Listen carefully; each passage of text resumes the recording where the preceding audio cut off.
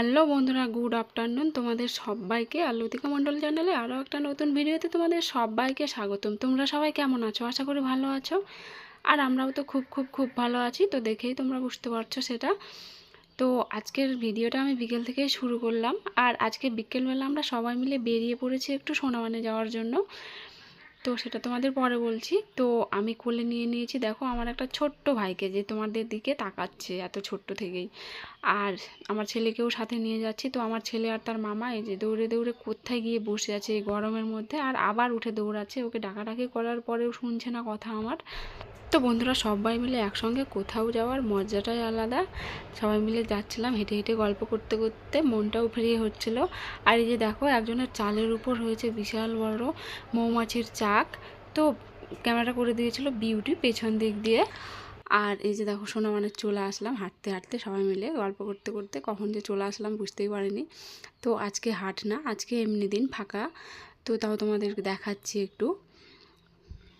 তো বন্ধুরা, আজকে সোনাবান আসলাম হচ্ছে দাদার কাপড়ের দোকানে। আর যেহেতু প্রচুর গরম, তো এসে নিয়ে নিয়েছি হাতে স্প্রাইট। তো স্প্রাইট খাচ্ছিলাম আমি। আর আজকে প্রচণ্ড ভিড়, কারণ আজকে হচ্ছে দাদার দোকানে হালখাতা। তো আমার টুকটাক কিছু বাকি ছিল 250 টাকা, তো সেটাই দিতে এসেছিলাম। আর মিষ্টির প্যাকেট নিতে এসেছিলাম তার জন্যই। তো আজকে প্রচুর ভিড়, এই যে দেখো অনেকজন এসছে। তো কিছুক্ষণ পর বাড়িতে চলে গেলাম। বাড়িতে সন্ধ্যাবেলা যাওয়ার পর প্যাকেটটা খুললাম, আর প্যাকেটে আছে 3 রকমের মিষ্টি, আর একটা কচুরি, একটা সিঙ্গাড়া, নিমকি আর ভুজিয়া। তো চলো বন্ধুরা, এখনকার মতো আজকে গুড নাইট, কালকে দেখা হচ্ছে সকালবেলা। তো বন্ধুরা, তারপরের দিন গেছিলাম একটু পাকুয়াতে। আর এখন আমি পাকুয়া থেকে বাড়ি যাচ্ছি। আর এই যে দেখো, প্রচণ্ড রোদ দিয়েছে, তোমাদের বলে বোঝানো যাচ্ছে না যে কী গরম পড়েছে। আর এখন আমি টোটোয় করে যাব আগে সোনামান থেকে হেঁটে যাব। সোনামানে আজকেও একটু কাপড়ের দোকানে যাব কিছু টুকটাক নেওয়ার জন্য।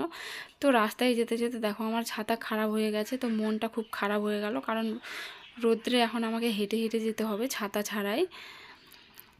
আর পাকুয়াতে নিয়েছিলাম আমি বিরিয়ানি। তো বিরিয়ানিগুলো একটা বোনের হাত দিয়ে পাঠিয়ে দিয়েছি বাড়িতে, মামা বাড়িতে আমার ছেলেকে রেখে এসেছি। আর রাস্তা পুরো ফাঁকা দুপুর টাইমে, আর আমি একা একা হেঁটে হেঁটে যাচ্ছি, কোনো মানুষ নেই।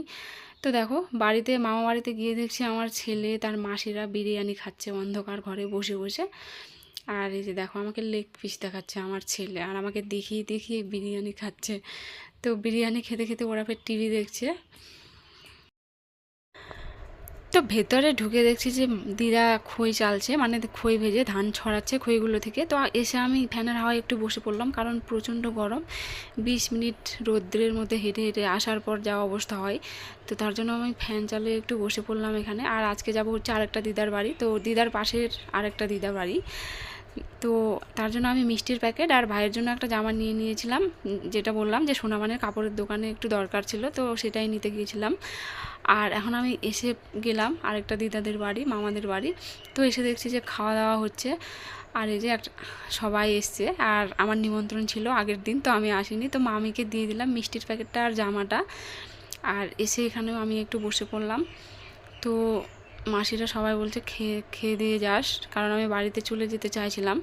তো তার জন্য আমি বসেই পড়লাম, যে বাড়িতে তো গিয়ে টুকটাক কিছু খেতেই হবে, তার জন্য ভাবছি খেয়ে দিয়েই চলে যাব। আর এখানে আমরা বসেছিলাম। তো কালকে বিকেলবেলা দেখতে পেয়েছিলাম ওই এই যে ওই ভাইটাকেই কালকে কোলে নিয়েছিলাম। তো আজকে কি হাসছে আমাকে দেখে, দেখো মনে হচ্ছে সব বুঝতে পারছে। হ্যাঁ, আমার দিকে তাকিয়েই আছে শুধু এক চোখে একবারে।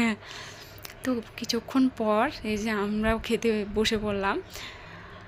আর এই মামাদের বাড়িতে হচ্ছে মনসা গান, তার জন্য অনেক কুটুমজন এসছে। আর আজকে নিরামিষ, তো তার জন্য এখানে ভাত নিয়ে নিয়েছি, ডাল। তো বন্ধুরা, এখানে রান্না হচ্ছে ডাল আর সজনে আলু আর লাউ দিয়ে একটা ঘাঁটি, আর ডুমুর ভাজি, করলা ভাজি। তো খুব ভালো করে খেলাম, কারণ গরম দিনে এই নিরামিষটা আমার খেতে খুবই ভালো লাগে। আর তারপর খাওয়া দাওয়া করার পর আমার ছেলেকে রেখেই চলে আসলাম, কারণ সন্ধ্যাবেলা আমি আবার যাব ওখানে। আর এসে দেখছি এই যে দরজা খোলা আছে বাড়ির, তো আমার শাশুড়ি মনে হয় এরকম করে রেখেছে এটা। আর প্রচণ্ড গরম, আমাদের যেহেতু টিনের বাড়ি, তো বাড়িতে থেকেও শান্তি নেই, ফ্যানের হাওয়াও খুব গরম। তো আসার সময় কুনাল আমাকে বারবার করে বলল যে মা বিকেলবেলায় চলে আসবা।